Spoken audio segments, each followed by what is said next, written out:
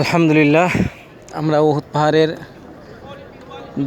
পাশে যেখানে যুদ্ধ হয়েছিল এটাই যুদ্ধের ময়দান। চতুর্দিকেই পাহাড়, এখানে একটা মসজিদ করা হয়েছে। পর্যটকরা এখানে এসে সালাত আদায় করে বিশ্রাম নেয়। ভিতরে পানির ব্যবস্থা আছে।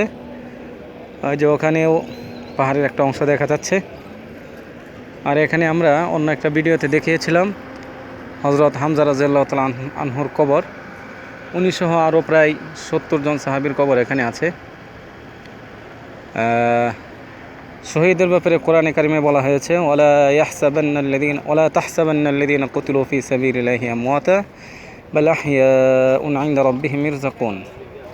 যারা শহীদ তাদেরকে তোমরা মৃত মনে করো না, বরং তারা জীবিত, তাদেরকে আল্লাহর পক্ষ থেকে রিজিক দেওয়া হয়।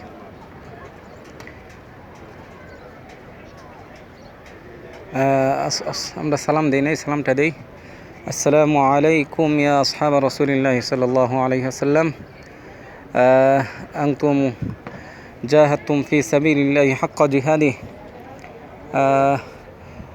ওয়া কুতিলতুম ফি সাবিলিল্লাহ, আল্লাহুম্মা গফির লাকুম ওয়া লানা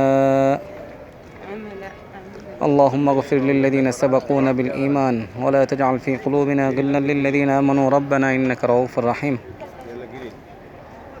আয় আল্লাহ, তুমি সকল শহীদ সাহাবী যারা এখানে শায়িত আছেন প্রত্যেকের মর্যাদাকে আপনি উঁচু করে দেন।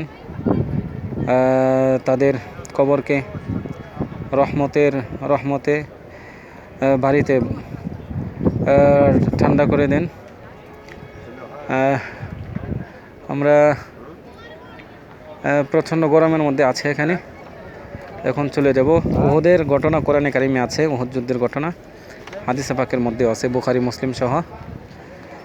এখানে মূলত ইসলামকে রক্ষা করার জন্য, মুসলমানদেরকে রক্ষা করার জন্য এই যুদ্ধ।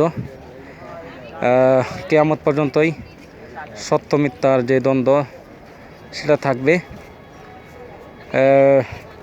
মিথ্যা সবসময় নানান আকৃতি ধারণ করে আমাদের সামনে আসতে পারে।